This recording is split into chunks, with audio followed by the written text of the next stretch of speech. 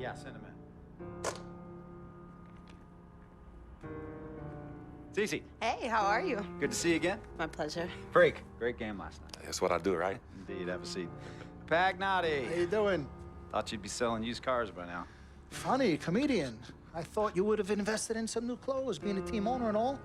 I see you still rocking that Goodwill look. Freak, what are you hanging around with this guy for? You know he's bad company, right? Got no choice. He helps me pay the bills. Plus, our mother loves him.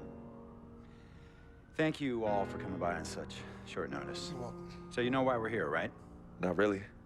you want to negotiate an extension for Freak, right? Well, since you mentioned it, your client is quickly becoming a liability for this organization. We've already put a plan in place that's going to address all your concerns please, and issues. let me finish. Thank you. Myself, the front office, and the coaches are not satisfied with the adjustments you've made in your life off the court. I personally warned you about the company you keep, and we're fed up with the late nights and showing up late to shoot-arounds and the bad press and the incident at the nightclub. I told you Vic was going to be your downfall, and I was right. Something has to change now, or we're not going to need your services any longer. If this is about that Twitter stuff, Vic was playing. Okay, it was a joke. It's not about that. It's everything. Like I told you before, Vic is my best friend.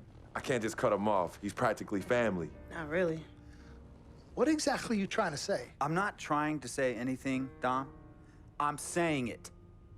Freak and his friend Vic are a problem for me and this organization.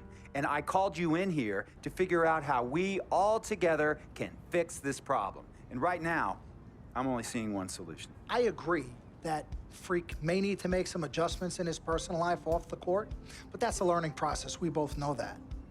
But this almost sounds like a threat. And Dom Pagnotti doesn't take too kindly to threats. Is this a threat? Call it what you will. We all know that Vic is a problem. The only person who doesn't seem to realize that is my brother. I'm sorry, bro, but enough is enough. I don't have a problem with what you're saying. I have a problem with how you're saying it. Now, I know we can come to some understanding without all the ultimatums or threats. Can we all come to a understanding, a compromise? No, no more compromises. I already warned Freak. I told you. Don't be a hero. Cut that zero. It's cut Vic loose, or we trade Freak. It's that simple. Fine, we'll go sign with another team. Good luck with that, Pagnotti.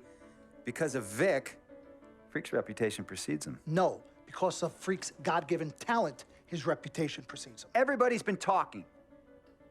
Dom, you know how this works. This is not about you and me and our history. This is about your client. Help him. You talking as if I'm invisible. You talking around me, about me, but not to me. Vic has always had my back.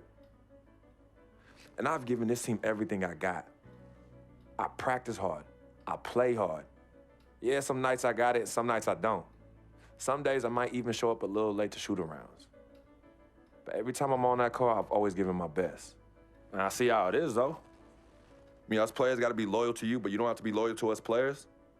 Try to give me some father and son talk, talking about how you love your players and how you look up for them. Come on, man. You trying to cut me off like you cut off Izzy. Don't you have people loyal to you no matter what? People you can't cut off? Well, that's me and Vic. Vic and me. Y'all insist, really. They could tell me stop hanging with Vic. What makes you think they won't tell me stop talking to you? You remember in 7th grade, some guys were trying to jump me over some girl. Vic was the one to get some friends just to walk me home. And when they came, we went at it, but I wasn't alone. When I got my scholarship, it was Vic who put the word on the streets that nobody should mess with me because I had a future. Vic was protecting me. And sir, I know Vic is crazy.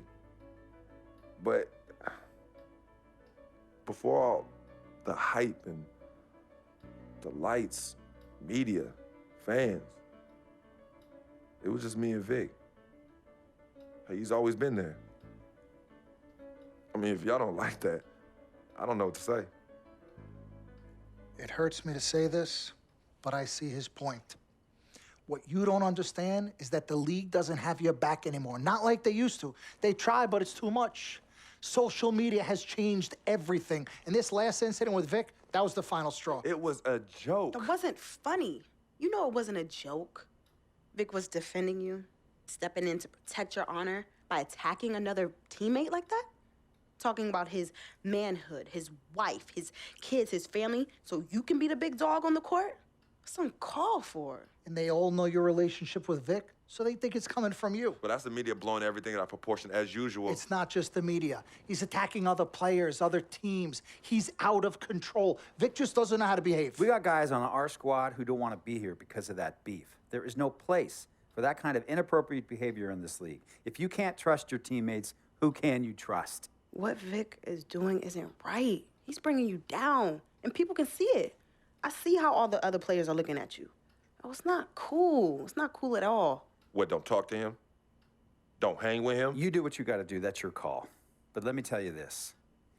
You asked me if I had friends that I couldn't cut off? Yeah, I did for a while. Friends, business partners, girlfriends, wives, family that I thought I couldn't cut off. But I learned that sometimes you got to make the hard decisions. I mean, some of these people, they were just bad for me. They were bringing me down. They weren't making me better.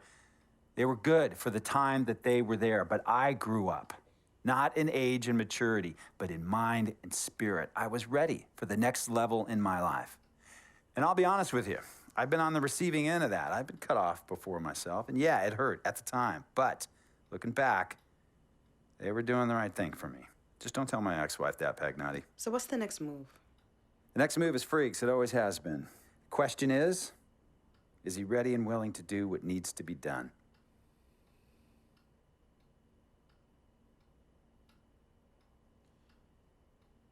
This is messed up. You take a moment to think about it, but think long, think wrong. The snafu should have been cleaned up a long time ago. With or without you, we got games to win. Freak, you gotta handle your business. Okay, we've all said our piece. You might cut me off as your manager, but I will always be your sister. Twin, this is on you. I might not like it, but I will respect any decision you make.